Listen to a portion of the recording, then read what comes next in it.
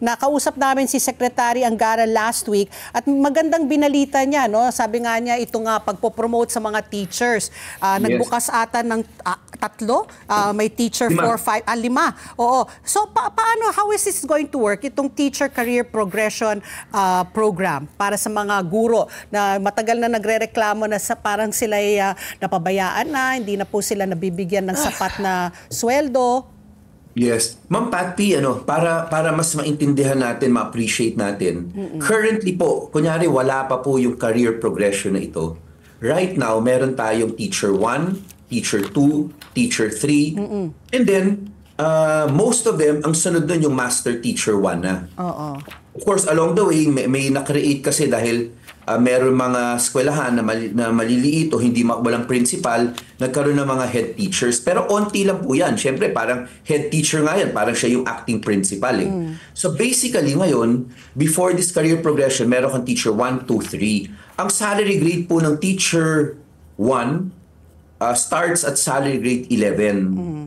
Which is how much? 2, Which is how much? More or less, mga 20, hindi ko siya baka 27,000. Okay.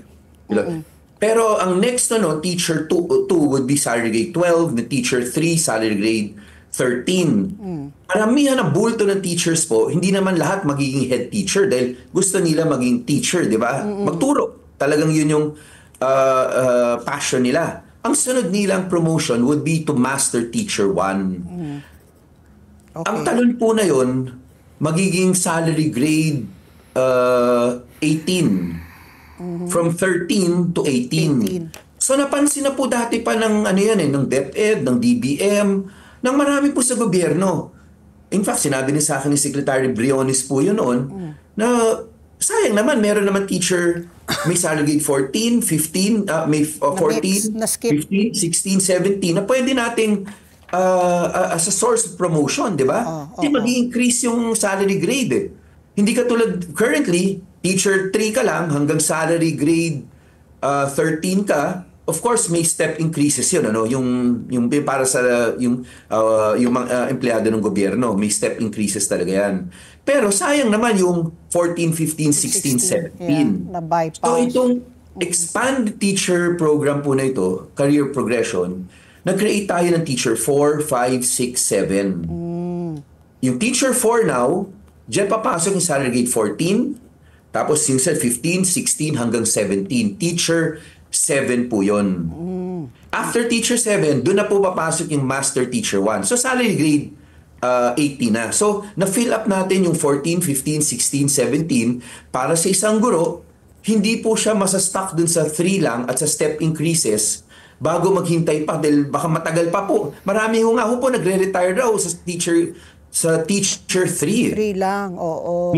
Marami rin, Ma'am Ali, Ma'am Patty, na sa teacher 2. Sa totoo, ang bagal ang bagal po nung progression nila under the current system. Yan ang totoo. Kahit mag-interview po kayo ng mga teachers, meron nga po, ang tagal na nila sa salary grade, as a teacher 1. Yeah. And the reason for that po, is that, syempre, yung items for master teacher 1, medyo mabigat maging master teacher 1 kasi yung requirements sa'yo, by the very title lang po, master teacher nga po, di ba? Yeah. But it does not take into account yung progression mo as a teacher, di ba? So that is why importante talaga itong expanded career progression na magkakaroon tayo ng teacher 4, 5, 6, 7. Ayun. So when is it going to be implemented? Kasi we don't have much time. Yes, Ma'am Patty, pero para buuin natin yung storya. Okay. Ngayon, meron ating master teacher 4. Ang pinakamataas na principal ngayon, ang salary grade niya, hindi, which will still be higher than yung highest master teacher.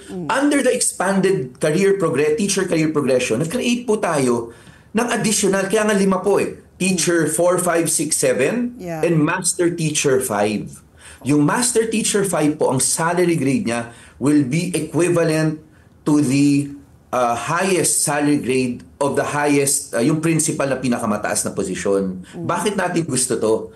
Para pagdating ng master teacher 1, paano po yung mga guro natin na talagang ang passion nila magturo? Pero titingnan nila, kung kukunin ko yung master teacher track, hanggang dito lang yung salary grade ko. Oh. Pero pag nag-principal track ako, mas mataas pag nagretiro ako. So under the expanded career progression, nag-create tayo ng bagong Master Teacher 5 para kung gusto mo magturo, kung ito talagang passion mo, yung salary grade mo, pag umabot ka ng salary grade, Master Teacher 5 will be equivalent or the same to the highest salary grade of a principal. Para may karera rin na kung gusto mong forever magturo habang nasa DepEd ka, pwede. Linawin lang natin kung lest it creates confusion. Ito ay panukalang batas pa lang po na isinusulong po ng kasama na po dyan si Representative Romulo. Baka akala nung iba, we're discussing already a law that's supposed to be implemented. So this is a bill, no? Pending in the House? Yes, Ma'am Ali.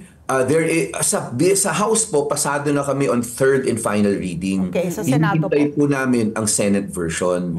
Ngayon, ito po, kaya namin, stinart po namin ito last Congress pa. Alam niyo naman, para gumawa ng batas, hindi ganun kabilis. Pero, meron rin pong EO tungkol dito. In fact, that's why nakapag-issue ng IRR ang Department of Education. Di ba nung unang araw o the first week pa lamang ni Secretary Angara, nakapirma po siya ng IRR implementing yung EO 174. Ang gusto po natin maisabata siya para ma-institutionalize siya. Hindi siya magiging subject lamang dun sa EO. Pag nagkaroon ng change ng leadership, magbabago. Yes, ma-institutionalize siya.